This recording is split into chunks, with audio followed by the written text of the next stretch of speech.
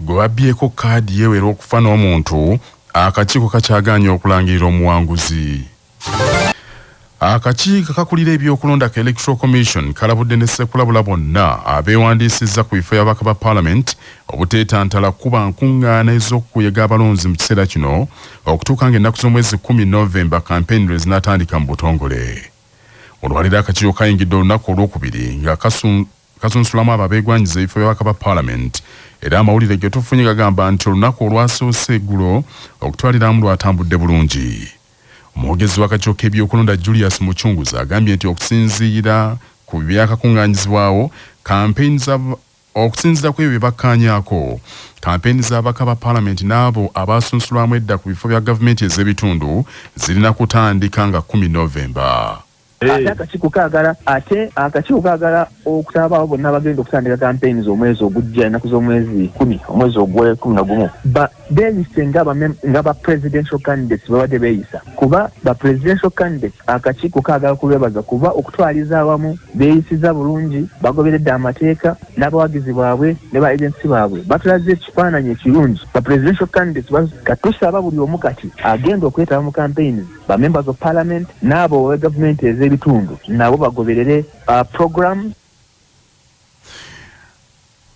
Muchunguza era agambye nti okutwaliramu akakiiko kasanyufu nti olunaku olwasoose lwatambudde bulungi kubanga abeesimbye babasinga obungi bagoberedde ennambika y'akakiiko n'ekitataataaganya mirimu mirala yadde okusannyalaza ebyentambula mu bitundu by'eggwanga eby'enjawulo.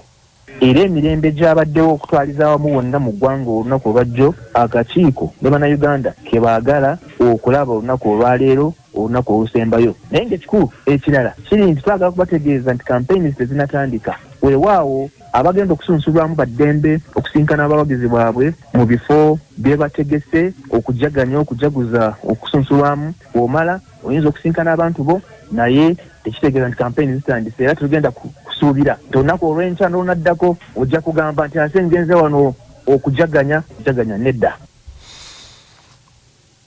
Mu bunfu bwe bumu obwo poliisi esanyukidde embeera eyabadde enzikakamu ku lunaku olwasoose olw'okusunsulamu abaagala ebifo by'ababaka ba Parliament. Wabula omwogezi wa poliisi mu bbendobende ery'e Masaka Afande Twakasirye mu kwogerako ne Kyabasa ayogedde ku migozo egyabadde ebukoma nsimbi omu ku bawagizi b'abeesimbyewo bwe yafiiridde mu kabenje. Twakasirye era agambye nti bakyalinze ekinaasalibwawo ku kavuyo akabadde mu kitundu ekya Bukoto Central. Jamiru Kivumbi bwe yeefudde enkerettanyi ne yeewandiisiza ku kaadi ya NUP bw'atyo n'alivula munne Kalinzi Ntamu era n'akoma ku njokye. Obusonga bubiri okuli accident yabadde bukoma nsimbi ku ssaawa nga 6 ez'emisana nga bano babadde mu luseregende olwabadde luwerekerako Hamid Seremba ayeegwanyiza entebe ya Bukoma Nsimbi North batomereganye era okukakkana ng'omugoba wa pikipiki eyabadde amanyiddwa nga Lwe Robert yaluguzeemu obulamu. Ate ewalala e Masaka District omuntu agambibwa okuba nti yali yaggyibwako kaadi ya National Unity Platform bw'atyo ate yawandiisiddwa. Tusaba bannabyabufuzi era abakola ku kyokulaba nti abantu bafuna flags balina okuba nga babeera beerufu okwewala emivuyo nga gino kuba buli omu yazze n'ebiraga nti efulaga beara ate nga wabula Kalinzi Ntamu ayogerwako akubye n'enkanda wansi agambye nti keetonye kagwake ateekeddwa okununula kaadi Kivumbi gye yamututteko. Tugenda kyannamukaaka obawandiisiza kulaba nga tumaliriza ensonga ezo ezitawedde olunaku lw'eggulo kandi yaffe yatubbiddwako Jamiru Kivumbi nga yafoojinga stamp n'omukono gwa Secretary General waffe ne bamuwandiisa. N'olwekyo essaawa zino nkeerayo ekitebe kikola ekisoboka kyonna okulaba nga kikolagana na headquarters z'akakiiko k'ebyokulonda okulaba nga omufere oyo asazibwamu ate banominatinge ku umbrella. Ebyo nga biri bityo nga akakiiko k'ebyokulonda kayingidde olunaku olwokubiri nga kakola omulimu gw'okusunsulamu abeegwanyiza ebifo by'ababaka ba Parliament. Emityana abaagala ebifo enkoko bagikutte mumwa ng'omu ku bo ye sipiika wa disitulikiti y'Emityana Catherine Nalweyiso ayagala eky'omubaka omukyalo wa disitulikiti eyo ng'ajeemedde ekibiina kye ekya NUP asazeewo yeesimbe ku bwannamunigina. Omusasi waffe James Kana Ssebuguzi abirina.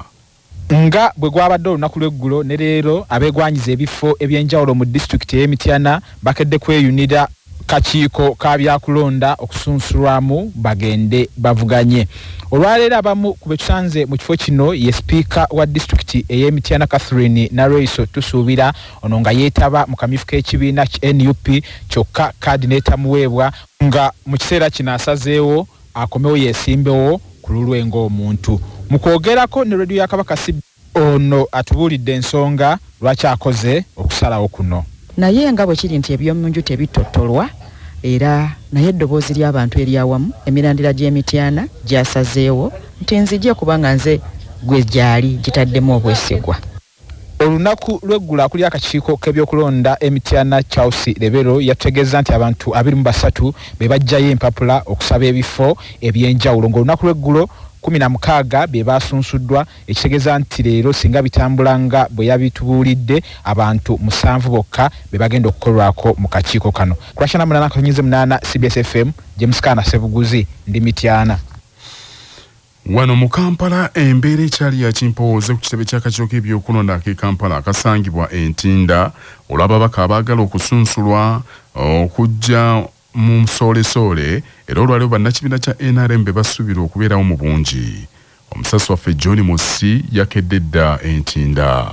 Okwawukanako n'olunaku olwajja ku kitebe ky'akakiiko k'ebyokulonda aka disitulikiti y'e Kampala akali wano entinda embeera nzikakkamu ddala olw'abeegwanyiza okufuuka ababaka mu lukiiko lw'eggwanga olukulu mu bifo eby'enjawulo wano mu Kampala okubanga batono ddala abaakalabikako olunaku olwaleero. Olunaku olwajjo bazijjidde ddala mu bungi era weema n'ebooga zagenze okwera ssaawa 12 ng'ekifo kyonna kikwatiridde naye ate olwaleero tuteekedde amawulire gano ng'abaakatuuka batono ddala kubanga abasinga obungi baakoleddwako olunaku olwajjo. Abali ku ludda oluvuganya gavumenti bonna kyenkana olunaku olwajjo beesombye ne baggwayo so nga n'ababaka mu paalamenti abaliyo obudde buno wano mu Kampala baasunsuddwa bonna ng'omuntu omu yekka yataalabiseeko ng'asubira olunaku olwaleero ye mubaka wa Kampala Central Mohammed Nsereko. Atwala akakiiko ak'ebyokulonda ka disitulikiti y'e Kampala Asacha Rashid ono ategeezezza ng'olunaku olwajjo ekyabasobozesezza okubanga abantu bano basunsuddwa kwe kubanga buli kyadde kyetaagisa batambudde nakyo. Sofa tubadde nga tutambudde bulungi buli abadde ajja nga bye twagala abirina teri kandidate gwe tugambye nti dayo ekyo twakyetegekera mangu nga tukola tutya buli atwala nomination form nga tubasaba nti muzireete mangu tuyitemu tufune obudde tuyitemu. Naye nga newankubadde abaakajja bakyali batono ddala ebyokwerinda byo bikyanywezeddwa abakuumaddembe abambadde ebyambalo ebyenjawulo omuli ab'amagye abapoliisi abamilitale n'abali mu ngoye eza bulijjo beetalanga namutala omunyageko ente so nga n'ebiggwa nabyo bikyasuuliddwa. Okiso olwaleero constituency nnya ze zigenda okusunsulwa abula ab'ebyokwerinda balabudde bannamawulire nti basusse okwetala nga bimu ku ebyasinze okubatawaanya olunaku lw'eggulo. Omusasi waffe Ssaalongo Kawuma Masembe kaagatuwe. Nga olunaku lw'eggulo ebyokwerinda biri guruguru era nga bo bali mu kwetala amagye ne poliisi ate n'abo abali mu ngoye za bulijjo nga baakubye okwo kw'oteeka emisanvu egikubiddwa ku nkulungo ekuleetawo wano ku disitulikiti. Olwaleero akakiiko k'ebyokulonda kasubira abantu 27 okuva mu constituency ennya ng'era ku ssaawa 3 aba Kyaddondo East emanyiddwa nga Kasangati Town Council be bagenda okusookawo. Okwo kuddeko abava mu Busiro South ku ssaawa 5, Busiro East ku ssaawa 7 ate ne Busiro North ku ssaawa 9. Bo ab'ebyokwerinda bavumiridde bannamawulire nti basusse okuba abangi ate mu ngeri y'okubiri nti ne beetala wano na wali ne babalemesa okubeera nti batuukiza bulungi emirimu gyabwe. Omu ku basirikale abali ku mulyango wano atagadde kwatuukirizibwa mannya ge ategeezezza nti bawulira batamiddwa era n'alabula bannamawulire beefuge. Mu ngeri y'emu bongedde okutegeeza nti ku mulundi guno tebaagala kuddamu kuwulira abantu bafuwa mirere biki olw'ensonga nti wano ku disitulikiti waliwo abantu abali mu kukola emirimu ekintu kye bagamba nti kitatana ate enteekateeka z'ebyokulonda. Wano wabweru waliwo abantu abatuuse besitatekedde bulungi abali ku mmeeza abeewandiisa okubeera nti basobola okugenda okulinnya eri waggulu mu council chambers ng'ate yo mu council chambers bagamba nti byonna ebintu biwedde era beetegese bulungi. Bwe tukomawo mu Kampala embeera ekyali ya kimpooze kakiiko k'ebyokulonda ku kitebe ekikulu ekiri mu indasitule ya mu Kampala awali enteekateeka y'okusunsulamu abavuganya ku bifo by'ababaka ba paalamenti abakiikirira abaliko obulemu ababaka abakiikirira abakozi wamu n'abakadde. Munnamawulire waffe Lubega Mudashiru Kyewalyanga atinyetinye n'atuuka mu indasitule era kaatubuulira ebiri. Embeera ekyali nzikakkamu wano ku kitebe ky'akakiiko k'ebyokulonda ekisangibwa mu industrial area mu Kampala obutafaananako nga olunaku olwajjo zagenze okuwera ssaawa 3 zino zenjogererako nga wano wonna mu luggya lw'akakiiko k'ebyokulonda wajjudde abantu abazze okwewandiisa ku bifo eby'enjawulo nga bwe nakutegeezezza nti wano weewandiisizaawo abantu ba mitendera 4 okuli abo abaagala okukiikirira abakadde abaagala okukiikirira abavubuka abaagala okukiikirira abantu abaliko obulemu ate ssaako n'abo abaagala okukiikirira abakozi era abamu ku betwogeddeko nabo baagala okukiikirira abakozi batubuulidde nti okusoomozebwa kungi abakozi bwe basanga n'olwekyo kyekibasowoddeyo okugenda mu paalamenti batuuse eddoboozi lyabwe ensonga zaabwe zisobole okukolwako. Abakozi balina ebizibu bingi balina ensonga nnyingi ezeetagiswa okwogerako mu paalamenti. Ate omukungu mu kakiiko k'ebyokulonda Richard Nsomba atubuulidde nti balina nteekateeka yonna yakwongerayo pulogulaamu eno n'olwekyo basabye abantu bonna abaagala okwewandiisa ku bifo ebyenjawulo ku bifo kubaka wa paalamenti okwetoola eggwanga lyonna okugenda ku districts zaabwe ez'enjawulo oba ku bitebe by'akakiiko k'ebyokulonda mu ggwanga lyonna basobole okubawandiisa. Buzinaagenda wera ssawanga 4 kubanga Katonda waliwo abazze kwabo ddala abavubuka batuuse dda ngera tulowooza bwe bunaazibira tujja batuwezezza ennamba ewera ku ssaawa zino tumanyi bande bagenda kujja kubanga abamu kuno okwesimbawo oli agenda najja bugiya mpapula. Ku lwa 88 akutenyize 8 rediyo ya Ssaabasajja Kabaka nze Lubega Mudashiru Kyewalyanga ku kitebe ky'akakiiko k'ebyokulonda mu industrial area mu Kampala.